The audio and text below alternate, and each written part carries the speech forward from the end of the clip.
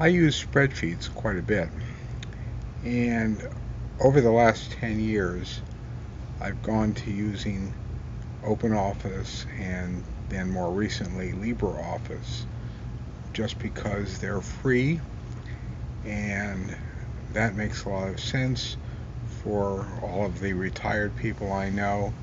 They don't use them that much, and why should they pay Microsoft a large amount for the software that they only use a few times a year? The free versions do almost everything, and because I was recommending them to other people, I started using them myself just to make sure that I would be happy. Now, a year ago, my friend Charlie finally convinced me to get a subscription to Office 365, and I really can't use a spreadsheet without customizing my toolbars because there are a few things that I like to do very frequently, and I want them really accessible. It turns out that with Office 365, you can customize this part up here. This part of the bar, the top bar, doesn't take any extra space. Speaking of space, that's one of my complaints about all this, is that all these ribbons take a lot of vertical space, which if you're tight on space, that makes a difference. Anyway, the customized area is up here. It's called a quick access toolbar. And if you click here, see how I clicked here? I can add some things that I might want to add. Originally, the only things that are there are save, undo, and redo. But I can add these other ones like open and new and etc. The Office 365 quick access toolbar allows you to go to more commands, and then you can choose any command that's available. And that was a very nice and easy way to add anything else. What I didn't realize until recently is that the other trick, which also works elsewhere in Windows, is if you right click on some random command that you like let's say insert. I want to insert maybe a row. If I right click on this command, I can right here say add to the quick access toolbar. So I really didn't have to go down through my commands to do it.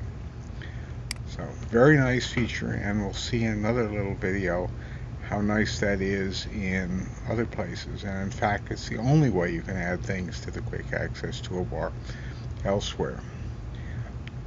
Now, one of the other things that I want to do is I would like to import my commands from somewhere else.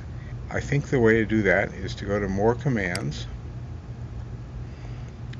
and down here we can say import or export, and I'm going to import them from my other computer. So I'm going to import a file, and remember that this is a file with the customizations I use for Excel on another computer.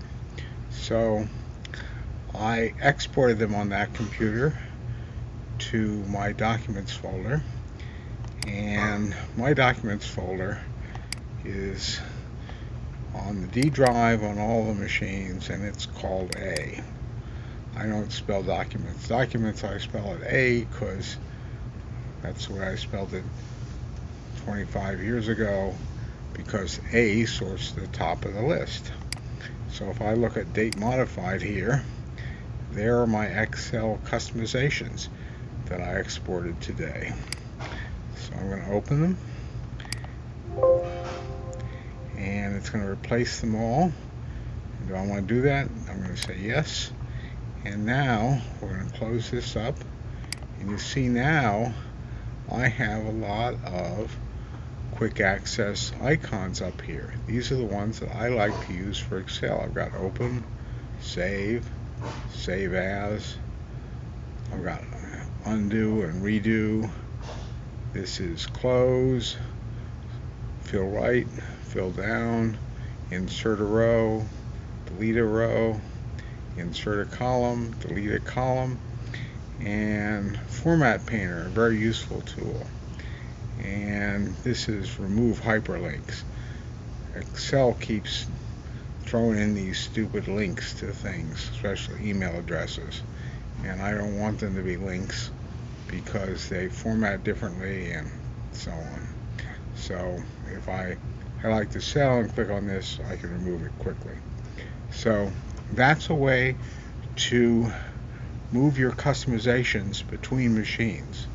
Microsoft doesn't allow you to sync them between machines, but it does let you do that.